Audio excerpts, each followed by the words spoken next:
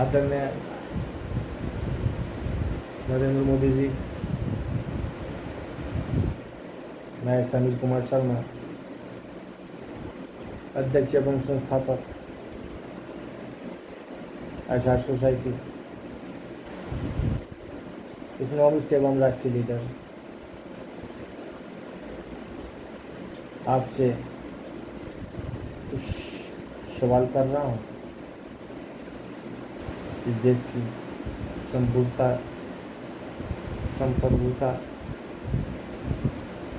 देश के इज्जत मान सम्मान, कानून और संविधान के पालन और मान सम्मान और हिंदुओं की इज्जत और मान सम्मान के लिए जब आपको मालूम है, पूर्ण रूप से जानकारी है कि आचार सोसाइटी और इकोनॉमिस्ट एवं नेशनल लीडर समीर कुमार शर्मा जी के द्वारा भारत के आर्थिक उदारीकरण प्रोग्राम सफल हुआ।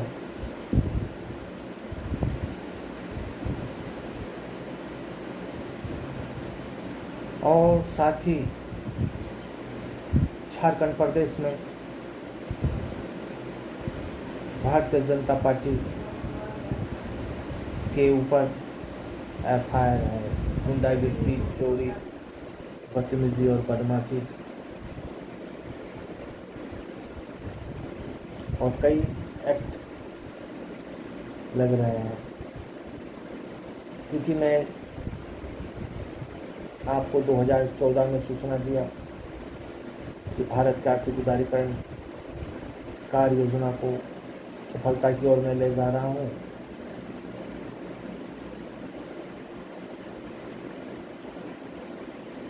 झारखंड के राज्य सरकार और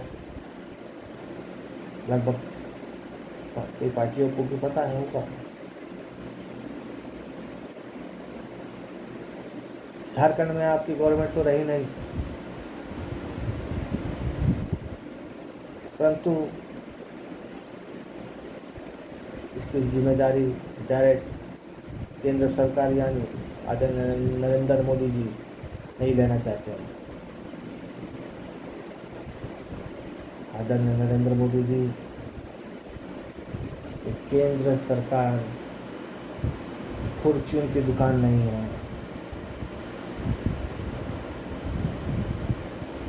आदरणीय नरेंद्र मोदी जी, यहाँ उस व्यक्ति को भी बैठने का अधिकार नहीं है जो कानून, संविधान, सिस्टम, हिंदुओं का, इस जनता का अपमान करता है। और उस व्यक्ति को तो बैठने का अधिकार ही नहीं है इस देश में जो इस कार्य प्रणाली को चला ही नहीं सकता हो।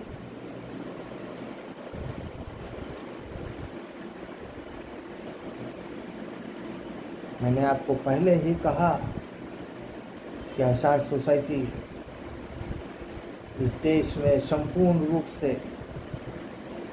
अपनी कार्य योजना को जनता के समक्ष में रख रही है, मीन्स रख रहा है। एक्चुअली आप मेरी बात को समझने का प्रयास करें। इस देश के ऊपर में 200 ट्रिलियन डेट्स है, जिसमें से कि 42.5 फॉरेन डेट्स, 159 एक्सटर्नल डेट्स।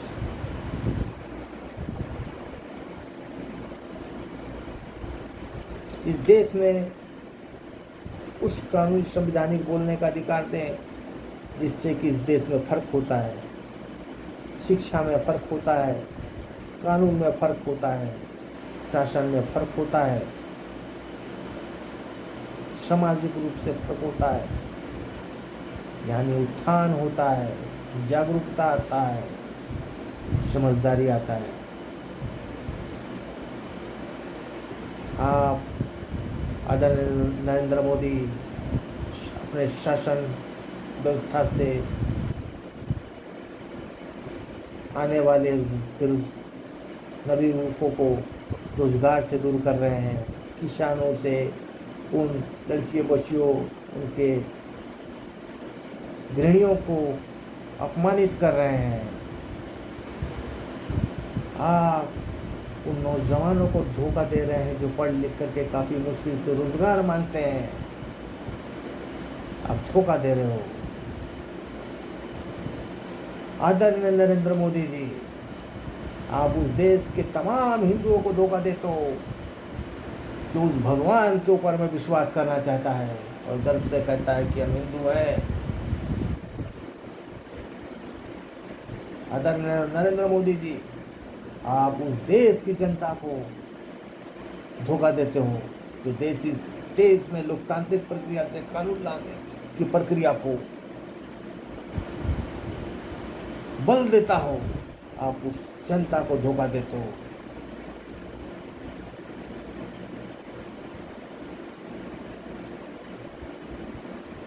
आदरणीय नरेंद्र मोदी जी, देश से माफी मांगे, देश की जनता से माफी मांगे और बातचीत की प्रक्रिया को ठीक करे। ऐसा सोसाइटी आज अपने बल पे काम कर रहा है, जो संभवता है करने का प्रयास कर रहा है। साथ में ऐसे इज्जत सम्मानित लोग हैं अपने पार्टी के साथ में। अगर तालमेल है तो इस शासन को ही नहीं, इस आपके अपमानित करने की, अहंकार करने की व्यवस्था को उखाड़ फेंकेंगे। देश से माफी मांगे, कहीं गलती हुआ है इस इतिहास में, क्योंकि हमने काफ़ी पत्र लिखा इस कारण से 1991 से 2000 के बाद में प्रधानमंत्री बनने की चाहत ने मुख्यमंत्री इस देश को काफ़ी पीछे ढकेल दिया। जो देश स्वतंत्रता की ओर जा रहा था उसको भी उस बंधन में बांध दिया जिस बंधन में बंधने की ज़रूरत नहीं थी इस देश को। एक छोटा सा एग्जाम्पल देता हूँ आपको, तो कौन सी वैश्वीकरण है, यह किस व्यवस्था से आया कि मेन पावर को हटाया गया। अब 5 कंपनी और खोल देते। आपने टेक्नोलॉजी से, मशीनरी से कंपनी को खोला, 2 मिलियन टन का उत्पादन को 20 मिलियन टन किया। आप 5 कंपनी और खोल देते हैं, 1.5 लाख एम्प्लॉय के बदले में साथ ही और 7.5 लाख एम्प्लॉय वर्क करते हैं। 18-20 मिलियन टन का उत्पादन क्षमता तय हो जाता है। कौन सा इकोनॉमिक और अर्थशास्त्र देश में काम हो रहा है? क्योंकि मैं राष्ट्रीय लीडर के साथ में एक हाई क्लास एजुकेटेड इकोनॉमिस्ट आपसे कह रहा हूँ कि देश की जनता से क्षमा मांगे, माफ़ी मांगे कि मैं 7-8 वर्ष इंटरनेशनल शोध में हूँ, थीसिस में हूँ, इकोनॉमिकल थीसिस में, जिसमें कई गणमान्य हमारे इस देश के प्रोफेसर सम्मानित कर रहे हैं समीर कुमार शर्मा जी को, आगे बढ़ाने की भूमिका में है। आप ही बताएं, इस देश में कोई तो नियंत्रण होगा इस देश का, देश के ऊपर 20-30% फ्यूल बाहर से आता है एंड 40% इलेक्ट्रॉनिक्स वो भी बाहर से। ऐसी बात नहीं है तो हम लोग सब जानते हैं कि 10,000 करोड़ रुपए का लोन हम लोगों ने भी वितरित किया है विदेश में। कहने का मतलब इतने गरीब नहीं है हमारा देश।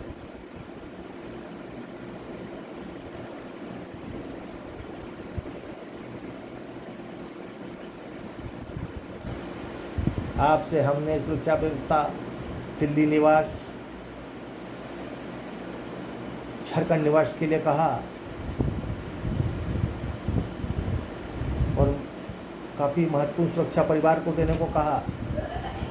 आपने वेरिफिकेशन कराया, हम लोगों ने मालूम किया तो कहा कि वहाँ से दुर्मूल नीति में निकल रहा है।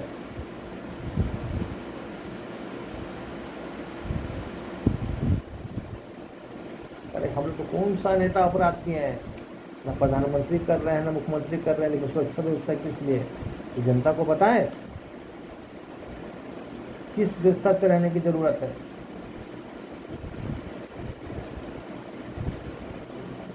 आदरणीय नरेंद्र प्रधानमंत्री महोदय,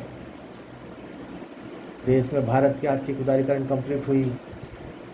हम लोगों ने किसानों पर काम संपूर्ण किया, हम लोगों ने बेरोजगारों पर काम संपूर्ण किया, हम लोगों ने कर्मचारियों पर काम संपूर्ण किया, हम लोगों ने व्यापार पर काम संपूर्ण किया। ये भारत की आर्थिक उदारीकरण है, सौजन्य समीर कुमार शर्मा जी के द्वारा, और जनता का सहयोग और अन्य चीज़ों की ज़रूरत पूरी हो रही है। धीरे धीरे बढ़ने का प्रयास कर रहे हैं। आप जानते हो कोई भी पार्टी में डोनेशन लेना कोई अपराध नहीं है। जब मैं स्वयं समीर कुमार शर्मा जनता और कानून संविधान से बात कर रहा हूँ आपसे, कोई भी गुट और व्यवस्था को वहाँ बातचीत की प्रक्रिया नहीं दे रहा हूँ। आप किससे बातचीत कर ले रहे हो जो कि इस देश की बातचीत खराब हो रही है।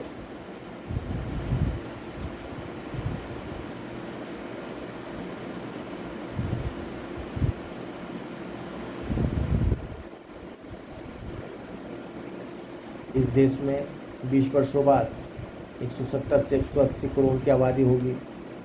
बेरोजगारों की फौज 25 से 35 करोड़ होगा।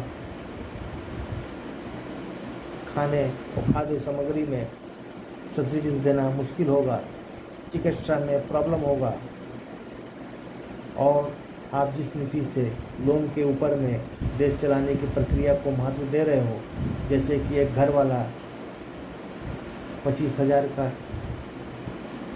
आय प्राप्त करता है और 30,000 रुपये खर्च करता है और प्रत्येक वर्ष 5,000 रुपये लोन में घर चला रहा है, जिसकी कि उसकी इंटरेस्ट रेट पे करने में 5,000 और 1,000 सपोज इंटरेस्ट दे रहा है, तो 6,000 रुपये का उसे नुकसान हर प्रत्येक वर्ष उसकी ऋण भूमिका बढ़ते जा रही है। देश में वो कर्ज की प्रक्रिया में डूबता जा रहा है। आदरणीय नरेंद्र मोदी जी,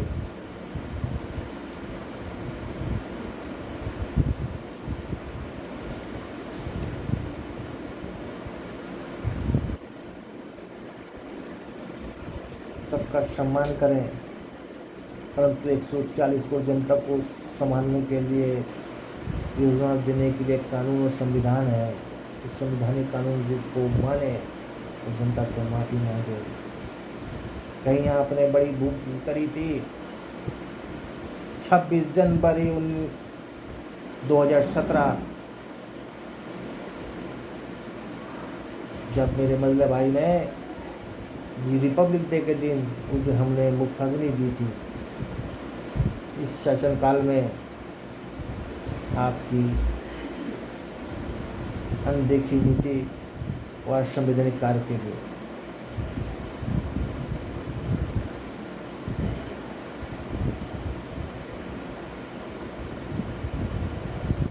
सीख जाए।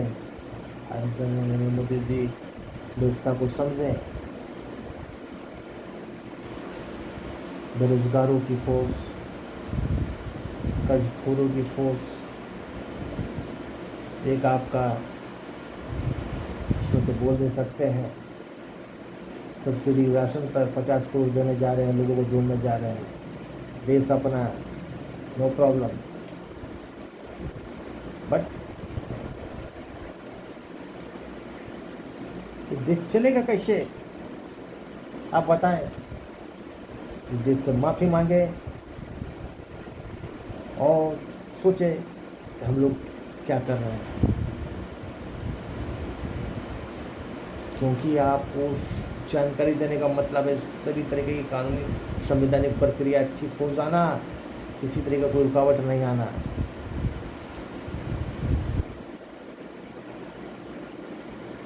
समझे?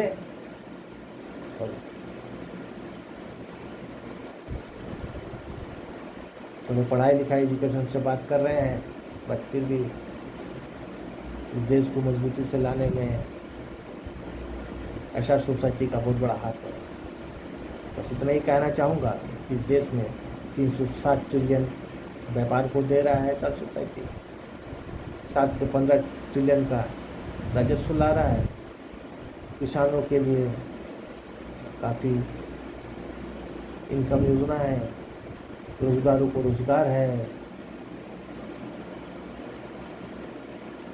कर्मचारियों का बहुत बड़ा वेतन वृद्धि प्रोग्राम है भारत के आर्थिक उदारीकरण के माध्यम से। नमस्कार, आदरणीय नरेंद्र मोदी जी, नमस्कार।